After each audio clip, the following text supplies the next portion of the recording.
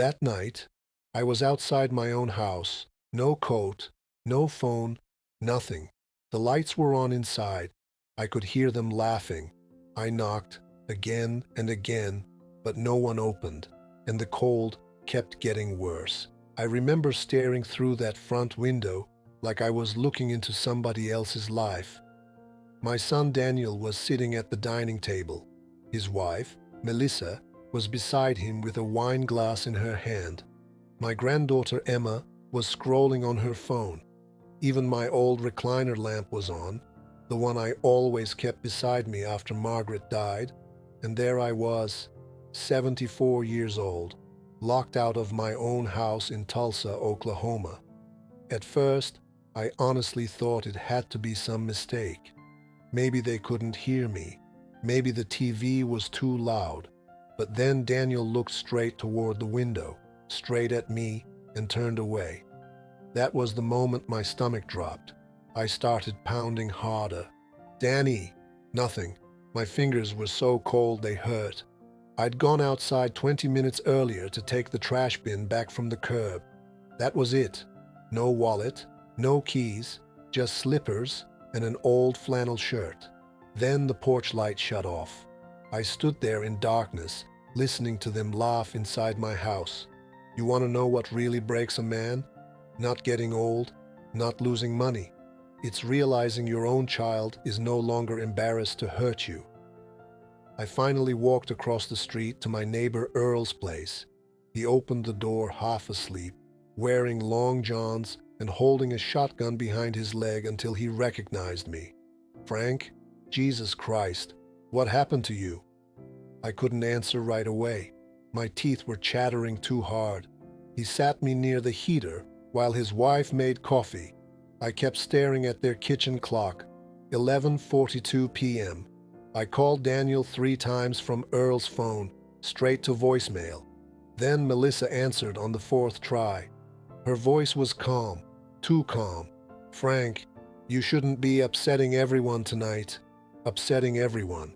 I can still hear those words. "That's my house," I told her. There was silence for a second. Then she said, "You signed the papers," and the line went dead.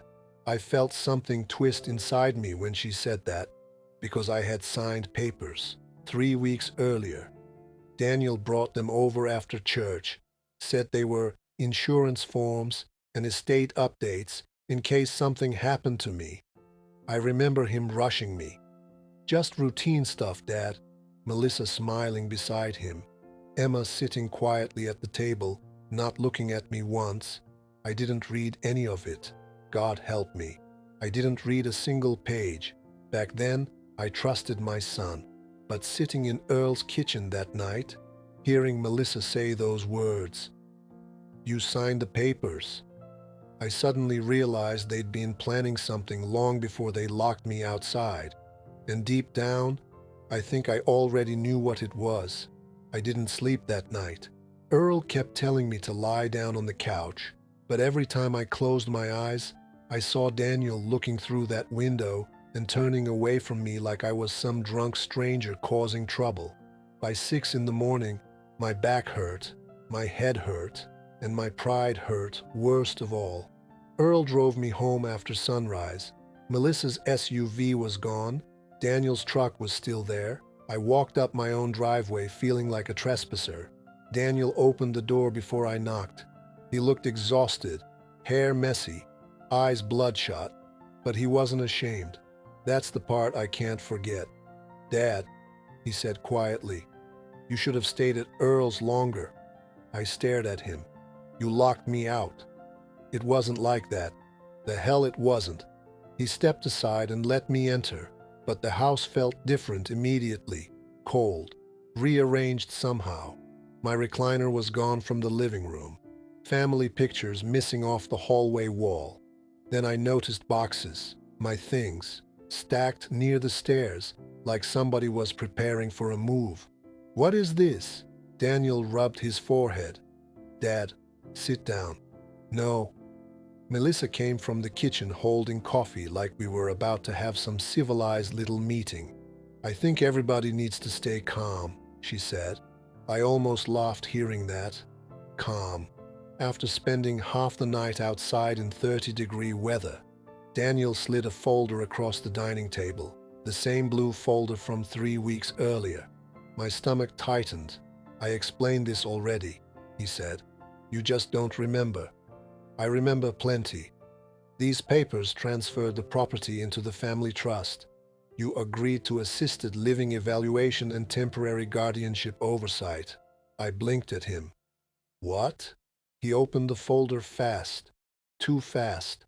Flipping pages covered in signatures and highlighted sections. There, he said, tapping the bottom page. Your signature. And damn it, it was mine. Every page. My hand started shaking. I never agreed to this. You did. No, I signed insurance forms. Melissa spoke softly like she was talking to a child. Frank, we went over everything with you. No, you rushed me? Daniel's jaw tightened immediately. We rushed you because every time we try discussing your condition, you get defensive. My condition? That word hit me like a slap. He took a long breath. Dad, you left the stove on twice this year. One time, you forgot Emma's birthday. I was in the hospital. You wandered off at Walmart last month. I went to the damn pharmacy. Every answer I gave made them exchange those looks. Those quiet little looks people use when they're building a case against you. Then, Melissa said something that made my blood run cold. The doctor already signed the competency concern form. I froze. What doctor? Neither of them answered right away. That silence scared me more than yelling would have. Finally, Daniel said, Dr. Kaplan. I felt dizzy. Dr. Kaplan had been my doctor almost 9 years. Golfed with Daniel twice. Came to our barbecue last 4th of July. You had him evaluate me? It was for your safety. No, I whispered. No, you did this behind my back. Daniel suddenly slammed his palm on the table hard enough to rattle the coffee cups. Because you refused to listen. The whole room went silent. Even Emma appeared halfway down the stairs, staring. Daniel pointed at me with tears in his eyes now. Mom's gone, Dad. You're alone. You can barely take care of yourself anymore, and I'm trying to keep this family from falling apart. For 1 second, just one, I almost believed him. Then I saw the papers again. Property transfer, guardianship, authority, control. And underneath all that legal language, my house. That house Margaret and I spent 40 years paying off. That house suddenly wasn't mine anymore. Then Emma quietly spoke from the stairs. And what she said next changed everything. Emma looked terrified standing there on those stairs, 16 years old, skinny as a rail, oversized sweatshirt hanging off one shoulder, and shaking so hard she had both hands gripping the banister. Grandpa didn't forget my birthday, she said quietly. Nobody moved. Daniel turned toward her immediately. Emma, go upstairs. No. That surprised all of us. Melissa stood up fast. This isn't your business. It is when you keep lying. The room changed after that. You could feel it, like air before a tornado. Emma looked directly at me. He called me that day from the hospital. I stared at her. You did? She nodded slowly, tears already forming. You sang happy birthday to me, even though you sounded tired. Daniel cut in sharp. Emma. But she kept going. You told me you were sorry you couldn't make dinner because they were doing tests on your heart. I remembered it then, the hospital room, the IV in my arm, Margaret's old photo beside the bed. I'd called Emma because nobody else had answered my calls that day. My son had used that against me anyway. Then Emma said the words that cracked the whole thing open. Mom told me not to mention the call. Silence. Melissa's face went pale instantly. Emma, she whispered. No, you did. Emma's voice broke. You said Grandpa was confused and it would upset him if people corrected him all the time. I looked at Melissa. then at Daniel. And suddenly, every strange conversation from the past year started lining up in my head. Every time they corrected me, every time they exchanged worried looks, every little comment about memory problems, every moment they made me question myself. "You've been building a story," I said quietly. Daniel stood up so fast his chair scraped hard across the floor. "That's not fair." "The hell it isn't. You are forgetting things. I'm 74. I forget where I leave my glasses sometimes, not who I am." Melissa grabbed Emma's arm. "Go upstairs, now." Emma yanked away from her. "No." That girl looked more scared than I'd ever seen her. Not scared of me, scared of them. Then she looked straight at her father. "Did you really lock Grandpa outside on purpose?" Daniel didn't answer. That silence answered everything. Emma started crying immediately. Oh my God. She backed away from all of us, like she suddenly didn't recognize her own parents. Melissa went after her, but Emma ran upstairs before she could touch her. A bedroom door slammed. The whole house shook with it. For a long moment, nobody spoke. Then I asked the question that had been eating at me since last night. What exactly did I sign? Daniel rubbed both hands over his face. "You made me do this the hard way." That sentence chilled me, not because he yelled it, because he believed it. He opened the folder again and pulled out another packet I hadn't seen before. Legal papers, county stamps, signatures. "This gives me temporary financial authority until the transition is complete." Transition to what? Assisted care. I said no. You don't get to say no anymore if you're declared mentally impaired. I felt physically sick hearing that. Then he said something even worse. "The house already went on the market yesterday." I honestly thought my heart stopped. What? We had to move quickly before winter. Move quickly, like I was furniture, like Margaret's house was some asset on a spreadsheet. I grabbed the papers from the table, finally reading what I should have read weeks ago. Trust transfer, medical review authorization, financial oversight, property management rights, my own signature at the bottom of every page. God, I wanted to throw up. Then I saw one line near the back. A date, tomorrow morning, court review hearing. I looked up slowly.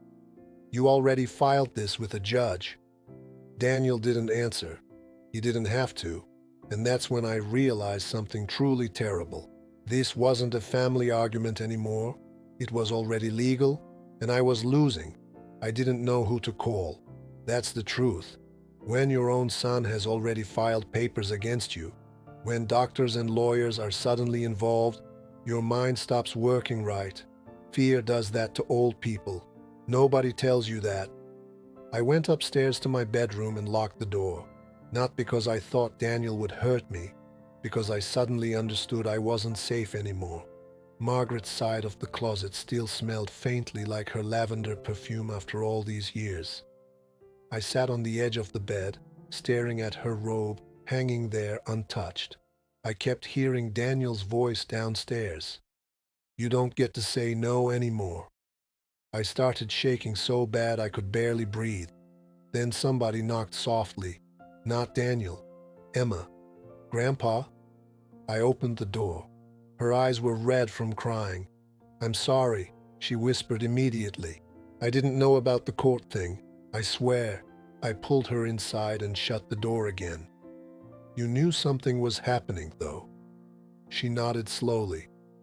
"I heard Mom talking on the phone last week." "With who?" "A lawyer, I think." My stomach dropped again. Emma sat beside me on the bed, twisting her sleeves nervously. She kept saying things like capacity concerns and asset protection. Asset protection. That's what they were calling my life now. Assets. Emma looked miserable. "I thought maybe they were trying to help you." "So did I." That hurt her worse than if I'd yelled. Then she whispered something I still think about at night. "They fight about money all the time now." I stayed quiet. Dad borrowed a lot, she said. I heard them talking about debt. Everything suddenly started making horrible sense. The pressure, the rush, the papers, the fake concern. This wasn't about taking care of me. This was about saving themselves. Then Emma reached into her sweatshirt pocket and handed me something folded up. A real estate listing. My house, photos already online, price at the top. I couldn't breathe for a second looking at it. Margaret's kitchen, my garage, my backyard, strangers commenting online underneath. Beautiful property, great investment opportunity, investment. 42 years of my life reduced to an investment. They listed it yesterday while you were at Earl's, Emma whispered. I looked at the pictures until my vision blurred. Then I noticed something else. At the bottom of the listing was a realtor's name, Gary Wheeler. I knew Gary, played poker with Daniel twice a month. I suddenly realized how long this had been planned. Not days, not weeks, months, maybe longer. Then my bedroom doorknob rattled hard. "Emma," Melissa called from outside. "Open the door." Emma grabbed my arm tightly. "Don't tell them I showed you." The knob rattled again. "Emma." Her voice sounded different now, sharper, angry. I folded the listing and shoved it into my pocket just before opening the door. Melissa stood there with her arms crossed, Daniel behind her. Both of them looked nervous now. That told me Emma had crossed a line they didn't expect. Dinner that night was quiet and ugly. Nobody touched much food. Emma barely spoke. Daniel kept drinking bourbon after bourbon, while Melissa watched me constantly like I might suddenly run. Around 9 o'clock, Daniel finally looked at me and said, "Tomorrow doesn't have to be difficult if you cooperate." Cooperate. Like I was some inmate being transferred. I stared at him for a long time. Then I asked the question that had been building inside me all day. "Did you ever love me? Or was I just the house?" Daniel's face changed instantly. Pain. Real pain. For 1 second, I saw my little boy again. But then, Melissa answered for him. And the second she opened her mouth, I realized the truth was even worse than I thought. Melissa leaned back slowly in her chair and crossed her arms. "You want the honest answer, Frank?" Daniel looked at her immediately. "Melissa." "No," she snapped. "I'm tired of pretending." That house suddenly felt smaller, meaner. She looked directly at me with this cold expression I'd never fully seen before.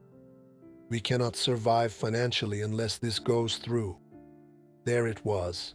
Not love, not concern, money. Daniel shut his eyes hard, like he knew she'd just said too much. But Melissa kept going. "You think this was easy for us? Daniel's drowning, Frank." I stared at my son. Drowning in what? Neither answered. Then Emma quietly spoke from the far end of the table. "Dad lost almost everything." Daniel slammed his glass down. "Emma, enough." But it was already out. The silence afterward told me she was telling the truth. I looked at Daniel carefully. "All those business trips." He stared at the table. "The investments failed," Melissa said flatly. "Then the loans stacked up. Credit cards, second mortgage, gambling apps." She laughed bitterly. "Jesus, there were so many damn gambling apps." I felt sick. Daniel still wouldn't look at me. My son, the boy Margaret used to rock to sleep during thunderstorms, the boy I worked double shifts for, the boy I trusted with everything. "You were gambling?" "It started small," he muttered. "How much?" No answer. "How much, Daniel?" Finally he whispered it. 420,000. I honestly thought I misheard him. Emma started crying quietly at the table. Melissa rubbed her forehead like she was exhausted beyond caring anymore. "He kept saying he could win it back," she said. Then the debt collectors started calling. Then the bank. I looked around the room slowly. Every strange moment from the past year suddenly made sense. The pressure to sell, the sudden kindness, the fake doctor concerns, the papers. God, even locking me outside. It was desperation. Then Daniel finally looked at me with tears in his eyes. They were gonna take everything. So you decided to take mine first. That hit him hard, because it was true. He stood up suddenly, pacing the kitchen like a trapped animal. "You don't understand what it feels like," he shouted. "I was losing everything. The house, Emma's college, my marriage. And your answer was stealing my life? I was trying to fix it. You declared me mentally incompetent." His face crumpled then. That was the first moment I think shame finally reached him. Real shame. Not fear, not anger. Shame. Melissa looked exhausted now, empty. "The assisted living place gives referral bonuses to attorneys and agents," she said quietly. "Gary connected us." I turned toward her slowly. "What?" She swallowed hard. "If we moved you into care and sold the property quickly, the trust conversion protected the house from probate challenges." My chest tightened so hard it hurt. This had been organized, systematic. Lawyers, doctors, realtors, all circling my house while I was still alive inside it. Then Emma suddenly stood up crying. "You said Grandpa agreed." Melissa looked away. Daniel couldn't even speak. That silence answered her. Emma stared at both her parents like strangers. "You lied to me too." Then she ran upstairs again, sobbing. A door slammed hard overhead. Nobody moved afterward. The house creaked softly around us. Finally, I stood up. My knees hurt. My chest hurt. Everything hurt. "I'm not going to court tomorrow," I said quietly. Daniel looked panicked immediately. "You have to." "No. If you don't show up, the emergency order stays active until review." I froze. "What?" Melissa closed her eyes. Daniel whispered it this time. "The judge already signed temporary authority this morning." I grabbed the edge of the table to steady myself. Temporary authority. That meant bank accounts, medical decisions, property access. They'd already started taking control before I even understood what was happening. Then Daniel said the one thing I'll never forgive him for. I didn't know what else to do. And for the first time in my life, I looked at my own son and felt afraid of him. I barely slept. Every sound in the house kept waking me up. Floorboards creaking, pipes ticking, a car passing outside. I sat in Margaret's old chair by the bedroom window until almost dawn, watching the streetlights glow over the neighborhood we built our lives in, and all I could think was this: my son had already convinced a judge I couldn't take care of myself. By 7 in the morning, Daniel was dressed in a suit downstairs. Melissa too, like they were heading to some business meeting. Nobody spoke much. Emma never came down. I heard her crying once through the vent in the hallway. Daniel kept checking his watch. Finally, he looked at me. "We should leave." I stayed seated at the kitchen table. "No." His face tightened immediately. "Dad, no." Melissa stepped in carefully. "Frank, refusing to cooperate only makes this worse." I laughed at that. Actually laughed, because what else do you do when your own family destroys your life politely? Then Daniel crouched beside me like I was fragile. "I can still protect you if you stop fighting me." "Protect me." I looked at him for a long moment. Then I asked quietly, "Did you ever plan to let me come home after the facility?" He froze. That was my answer.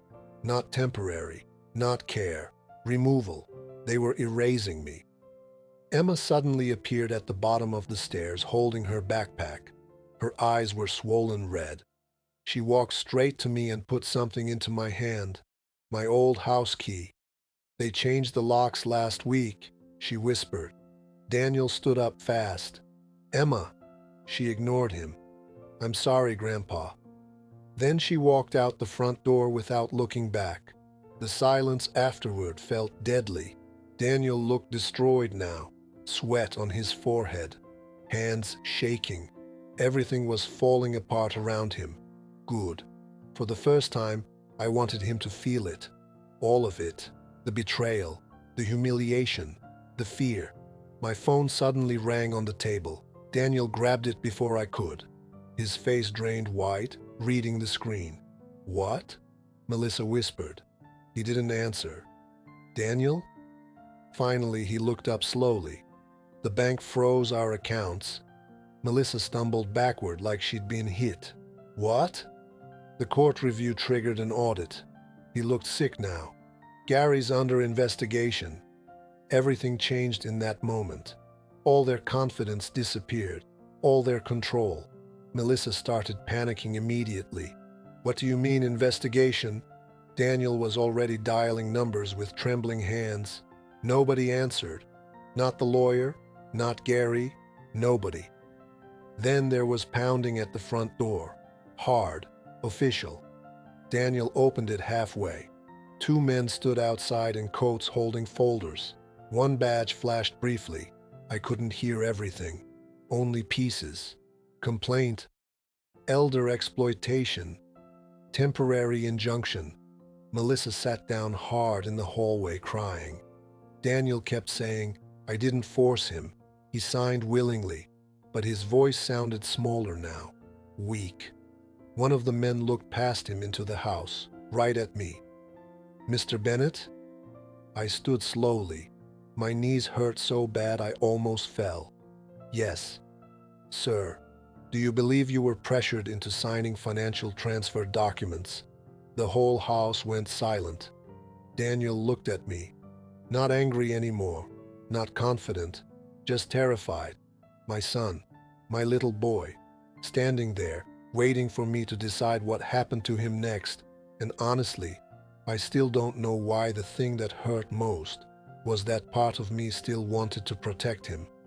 If this story hit you hard, let me know in the comments what you would have done in his place. And if you believe family, trust, and dignity still matter, subscribe for more real emotional stories like this one.